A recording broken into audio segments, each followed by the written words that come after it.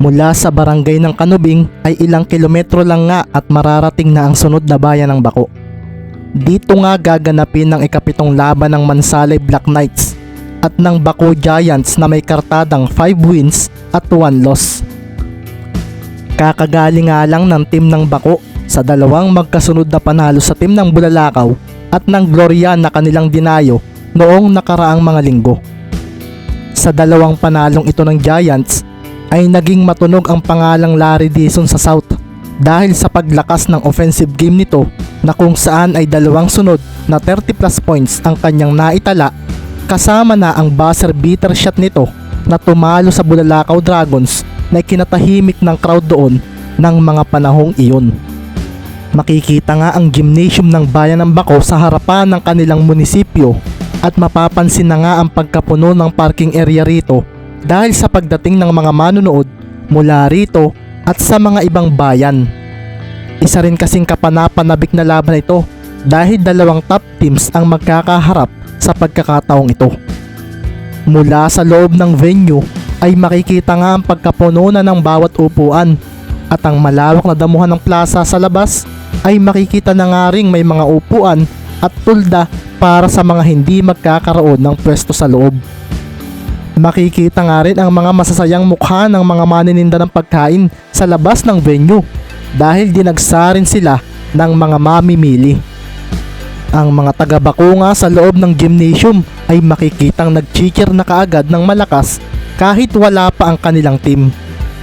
Makikita rin sa isang bahagi ang mga kalalakihang may hawak na malalaking tambol na kasalukuyan nilang hinahampas ng malakas. May mascot nga rin na tumatakbo sa makintab na sahig ng lugar at isa itong higanteng nakasuot ng jersey ng Baco. May hawak nga itong bola at maingat na naglalakad papunta sa basket. Nasa tabi nga rin ito ang ilang mga taga-alalay. Inilagay nga ng higanteng mascot na iyon ang bola sa loob ng ring at naghiyawan nga ang mga manonood dahil doon. Ilang sandali pa nga ay nagtayuan na ang lahat nang mula sa entrada ng lugar ay isang player ng Baco ang makikitang pumasok na sa loob. Nakasuot ito ng maong jacket at shades. Naka-jersey na rin ito kung pagmamasdan at taas no itong naglakad sa court habang kumakaway sa mga manonood. Larry! Larry! Larry! Larry! Sigaw ng mga kalalakihang taga-Baco at kasunod nito ay ang pagtigil ni Dizon sa gitna ng court para marahang sumayaw na parang sinasapian. Ang mga kababaihan nga at mga kabataan ay halos mamatay na lang sa kakatawa dahil sa ginagawang iyon ni Dizon. Ang kanyang mga teammates naman ay napayuko na lang sa kanilang pagpasok dahil heto na naman daw si Dizon. Parang siraulo na naman sa gitna ng court. Maya-maya pa nga ay hinubad na ni Larry ang kanyang maong jacket na ikinaingay ng mga manonood, lalo na ang mga kalalakihan. Tumakbo nga si Larry sa isang lugar ng mga manonood na may pinakamalakas na cheer sa kanya at dito nga nagwala ang mga naroon. Lalo na nga nang ihagis na ni Larry Dizon ang kanyang maong jacket na pinagkaguluhan ng mga naroon. Branded kasi iyon, kaya kahit daw puging-pugi sa sarili si Dizon ay tatanggapin pa rin daw nila ito. Matapos nga iyon ay makikita na muli ang malamatsyong paglalakad ni Larry papunta sa kanilang bench. Ang mga kasamahan nga niya ay napapailing na lang sa kanyang ginawa. Tapos ka na ba, Larry, sa palabas mo? Napapailing na tanong na nga lang sa kanya ng kanilang 37 years old na coach na kilala sa tawag na Gibo. Isa rin itong dating basketballista rito sa Baco at ang totoo ay naglaro pa ito sa team noong unang taon ng OMPL. Tapos na, Coach Gibo, sabi ni Larry na napatingin din sa kanyang mga kasamahan. Makikita nga rin na may isa siyang kakampi na tila nakaagwat ng inuupuan sa kanila ng mga oras na iyon. Nadala ko ba ang gamit ko? Tanong ni Larry na napakamot na lang sa ulo. Ang mga kasamahan naman niya ay napangiti na lang ng pilit. Mabuti na lang daw talaga at magaling na player itong si Dizon dahil kung hindi ay baka hindi na raw sila naglalapit dito. Maya-maya pa nga ay makikita ang isang matandang nakasuot ng polo shirt na black at maong pants ang kasalukuyang mabilis na naglalakad sa loob ng court. Dala nga nito ang isang backpack at nang makita ito ni Larry ay agad itong napatakbo rito ng mabilis para salubungin. "Nakalimutan ninyo, senyorito," sabi ng matanda at ngiting-ngiti naman si Larry nang abutin iyon. "Mabuti na lang at nadala ninyo rito. Papunta na sana ako sa labas para kunin ito." Natutuwang wika ni Larry at tinapik naman siya sa balikat ng kanyang driver at kasama sa bahay. "Galingan ninyo, senyorito," wika nito at si Larry naman ay labis na tuwa ang naramdaman dahil doon. "Salamat po uli rito. Lagi ko naman pong ginagalingan. Paano na lang ako magugustuhan ng mga chika babes na manonood kung lalamya-lamya ako?" Pabirong wika ni Larry at marahang natawa na lang sa kanya ang matanda na mabilis na nga ring umalis sa court para bumalik sa labas. Sa may plaza kasi ito manonood at ito ay para bantayan na rin ang kanilang sasakyang dala na isang sports car na red. Mula naman sa audience area ay makikita nga ang ilang mga manlalaro mula sa ibang bayan. Nasa isang dulo nga ang team ng Puerto Galera na pinangungunahan ni Henrik Ramirez. Sa hindi kalayuan mula sa pwesto nito ay makikita naman ang team ni na Mover Flores.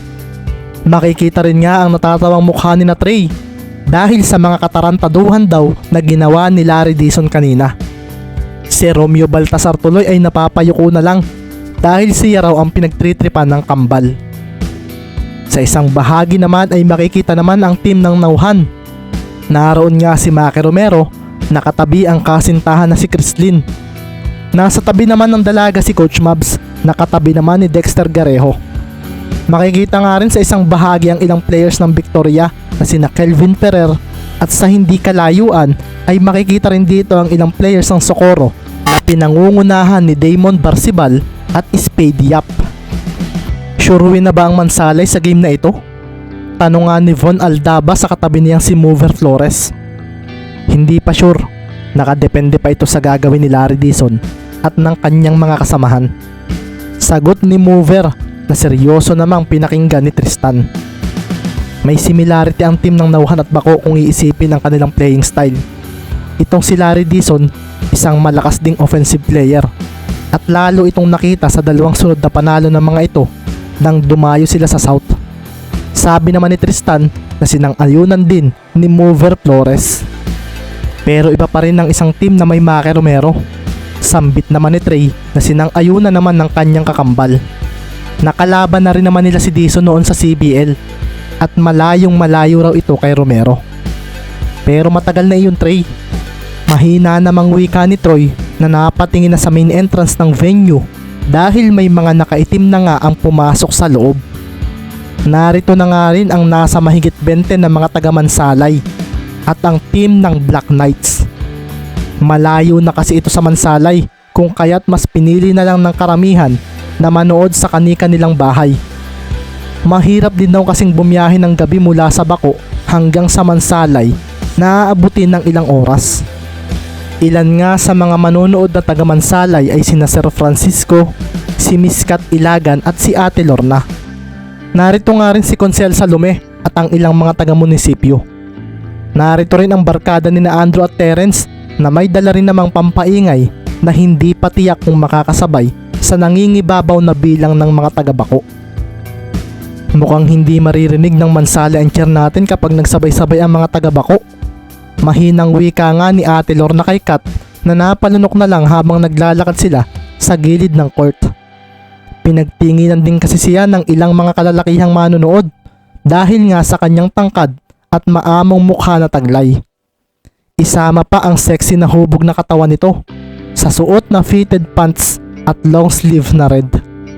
Nasa likuran na nga rin nila ang mga players ng Mansalay Black Knights na pinangungunahan ni Gerald Valdez. Wala pa rito sina Andre at Ricky.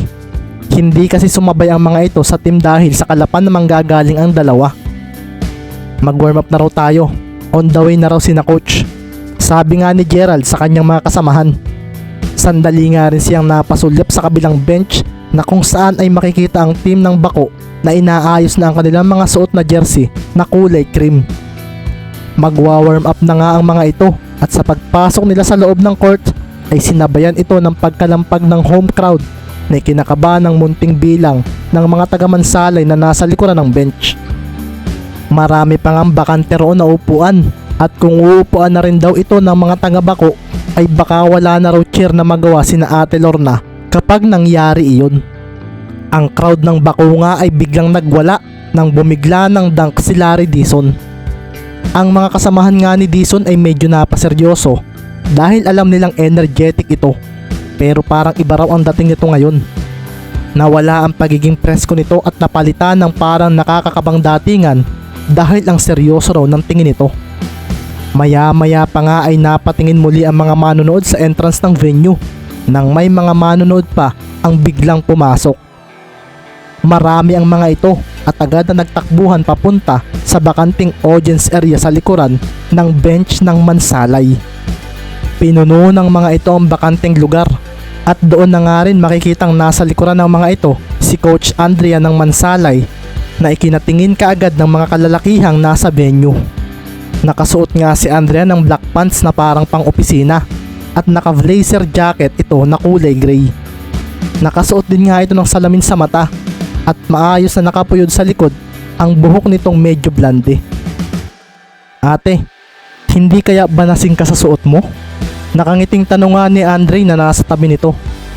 Makikita nga rin sa tabi ng binata ang kanilang ama na si Isaiah na napatingin sa venue at sa magkabilang court na makikitang may mga manlalaro na nga nagwa-warm up.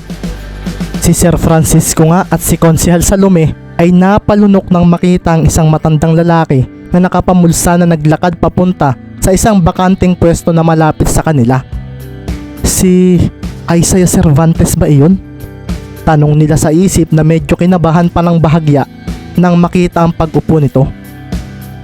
Dumami na nga rin ang mga supporters ng Mansalay dahil nagdala si Kap at Konsehal Wilbert ng mga manonood mula sa Kanubing 1. Pagdating nga ni Ricky sa bench ay agad siyang naglapag ng gamit at napatingin muna saglit sa side ng mga nagwa-warm up na players ng Bako. Naalala nga rin niya ang pagkikita nila ni Larry Dizon kahapon sa Kalapan. Magkaaway muna tayo, Ricky, bukas. Gusto kong galingan mo kasi ako magpapakitang gilas ako. Hindi rin muna ako magiging mabait sa iyo bukas kapag nasa court na tayo. Kaya huwag kang mag-expect na magiging mabait sa iyo ang poging ito. Seryosong wika ni Larry sa kanya nang isama siya nito sa isang medyo mamahaling restaurant sa Kalapan. At pinasakay nga rin ito si Ricky sa kanyang sports car na red na may kabayo pang tatak sa unahan. Sige pre, napanood ko rin ang mga games mo at mukhang hindi pa kumukupas ang paglalaro mo kahit ngayon ka lang uli naglaro sa OMPL. Hindi talaga kukupas ang laro ko kasi hindi naman ako tumigil sa paglalaro. Naglalaro pa rin naman ako sa ilang lugar. Isa pa, ikaw lang naman ang hinihintay kong bumalik dahil gusto rin naman kitang makalaro bilang kalaban. Walang samaan ng loob, Ricky, kung magkakaroon ng dungis ang record ninyo ah. Napangiti na nga lang si Ricky nang maalala iyon at pagkatapos nga noon ay tumakbo na siya papunta sa mga kasamahan niyang nagwa-warm up. Andrew, pasa! Sigaw ni Ricky at pagkatapos noon ay ibinato nga sa kanya ni Andrew ang hawak nitong bola. Pagkasambot nga ni Mendez dito ay agad siyang tumalon at makikita nga ang magandang shooting form nito na sinundan ng mabilis na pag-release sa bola mula sa perimeter. Ito ang tunog ng nahalit na basket nang pumasok iyon at sa paglapag ni Ricky ay makikita nga ang pagngiti nito habang paatras na gumagalaw ang mga paa. Tumingin muli siya kay Andrew at makikita ngang binatuhan uli siya nito ng bola at pagkasambot niya ay bumigla siya ng takbo papunta sa basket. Sa pagdating niya sa basket ay marahan siyang napangiti ng harangan siya ni Gerald. Agad nga siyang tumaliko dito na sinabayan niya ng paggalaw na tila magi-spin move pa kanan. Kaso, ang bola ay biglang tumalbog papunta sa kanyang kabilang kamay. Muli itong tumalbog pabalik sa kanyang kaliwang palad na sinundan niya ng mabilis sa pag-atras mula kay Valdez na napakagat sa fake move na kanyang ginawa. Paatras na tumalon si Mendez at mabilis na pinakawalan ng bola mula sa kanyang palad. Sinubukan pa siyang i-block ni Valdez kaso isang magandang spacing na ang kanyang nagawa kung kaya't huli na iyon. Pumasok na naman ang bola sa basket at ang mga taga-bako na nakasaksi noon ay medyo namang haroon. Ang liit pero nakita ninyo ang galawan? Kahit si Valdez hindi ito na-block. Wika ng isa. Si Ricky Mendez. Nasa top 5 siya sa MVP rankings. Kaya hindi natin pwede bastang isipin na siya ang pinakamaliit sa loob ng court. Dati rin silang magkasama ni Dison sa Sisa noong nag-aaral pa sila sa college. Talaga? Bakit sa Sisa pumasok si Larry Dison? Mayaman ang mga iyon. Dapat sa CU. Kibit balikat naman ang tugon ng nakarinig nito dahil hindi raw niya alam. Matapos nga ang ilang minutong warm-up ay makikita na ang pagpasok ng referee sa court at dito na nga pinapila sa gitna ang mga maglalabang team na nagsimula na rin magpaingay sa crowd. Seryosong nagkatinginan ang mga manlalaro ng Mansalay at Bako. Si Coach Gibunga ay napangiti na lang kay Coach Andrea dahil na starstruck ito. Ganoon din nga ang mga players nito na ngiting-ngiti na pinagmasdan ito. Napangiti naman ang pasimple si Ricky dahil sinupladuhan naman siya ni Larry. Ayos rin ito para ramdam ang competition spirit. Sige pre, good luck sa game. Sabi nga sa sarili ni Ricky habang pinagmamasdan si Larry na iniwanan na ang mga kasamahan nito para bumalik sa bench. Medyo nagtataka nga rin ang mga kasamahan ni Dison dahil parang nawala raw ang magaslaw at parang may sira sa ulo na gawain ito. Good luck sa game, Ricky Mendez.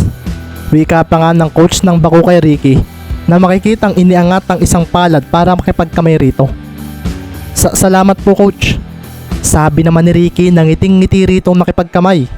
Pagkatapos nga noon ay nagsibali ka na ang lahat ng players sa kanika nilang bench.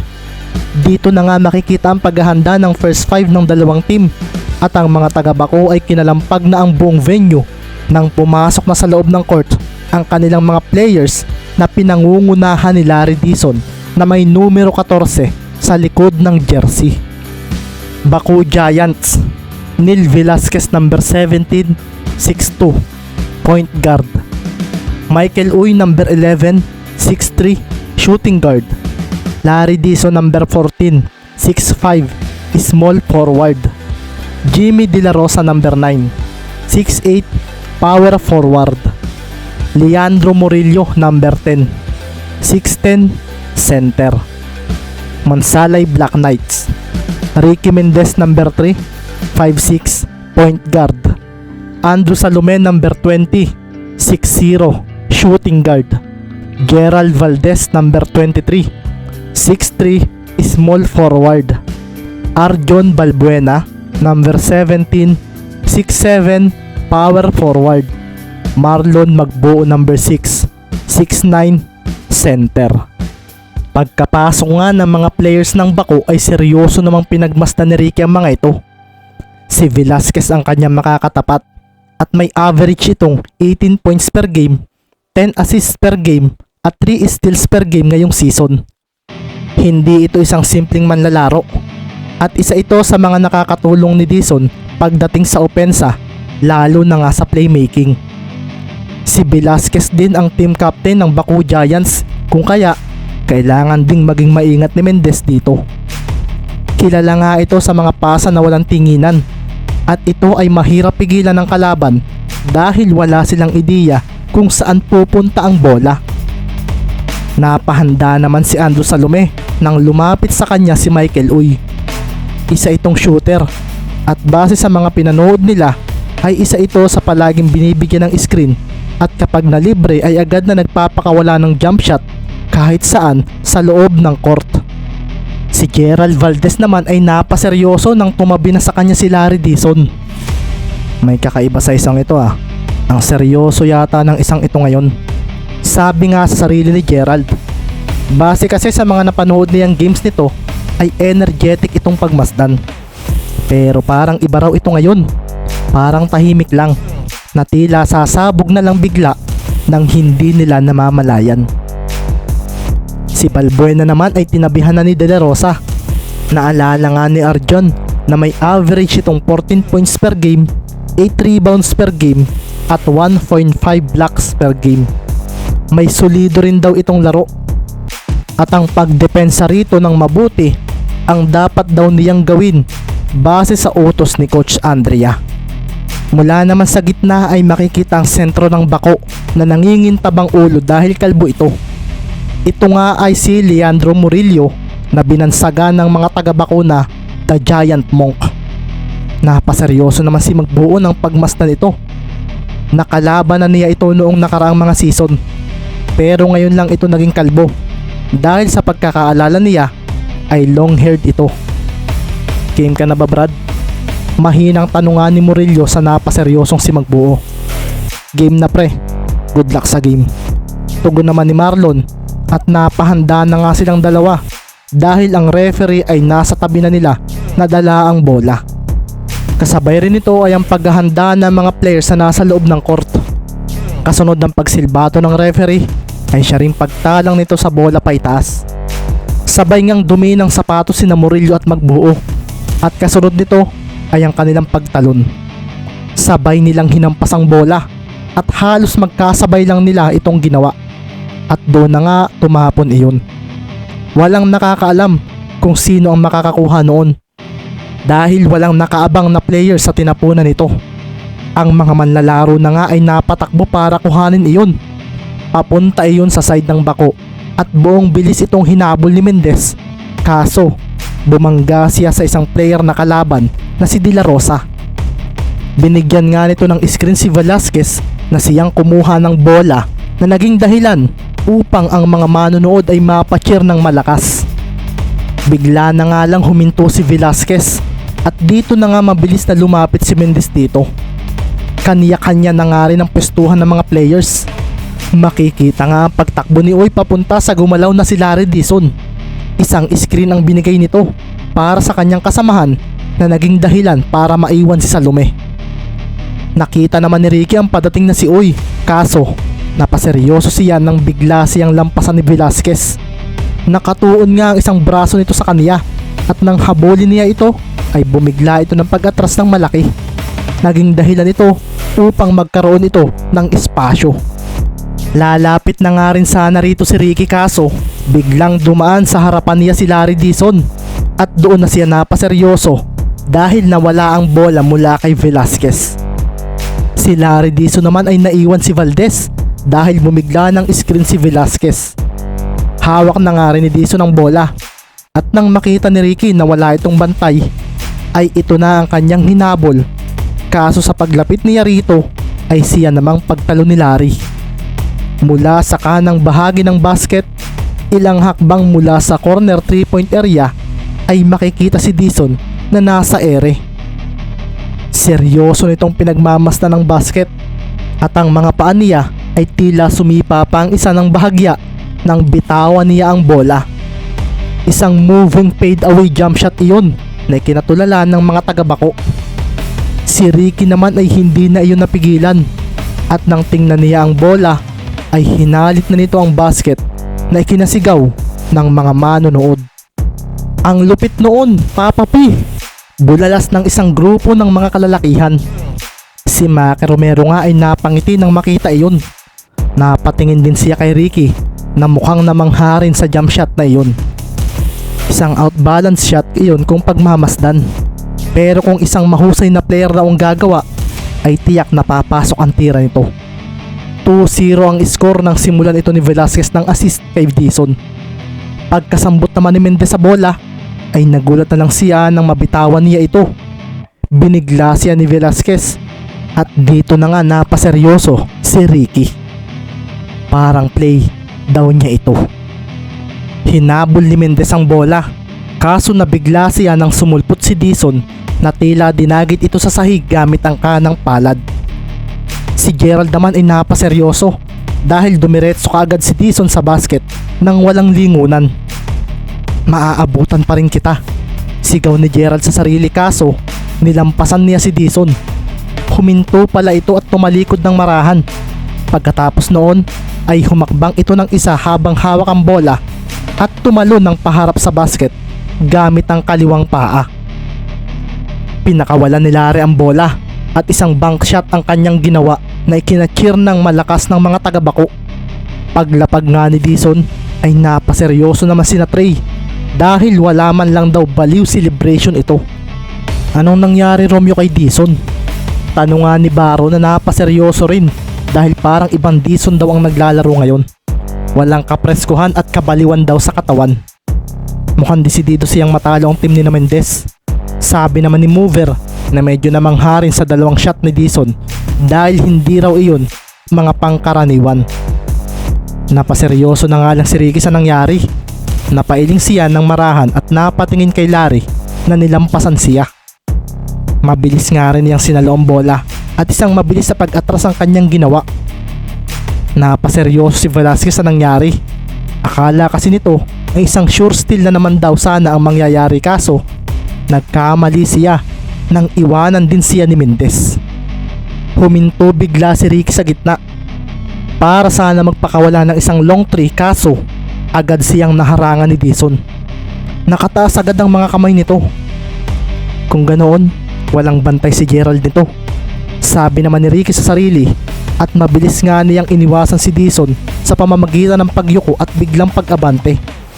Nakita nga niya kaagad si Valdez na papalapit sa kanya. Agad nga niyang ibinato ang bola rito, ngunit napaseryoso si Andrea at ang mga taga-Mansalay nang bumigla ng intercept si De La Rosa. Nahampas nito ang bola at dumiretso papunta sa side ng bako. Dito na nga napaseryoso si Ricky dahil wala na si Velasquez. Si Salome at Valdez naman na itinodo ang kanilang pagtakbo para maabutan si Velasquez. Tumakbo rin si Ricky at napaseryoso siya nang wala na rin si Larry Dizon sa kanyang tabi.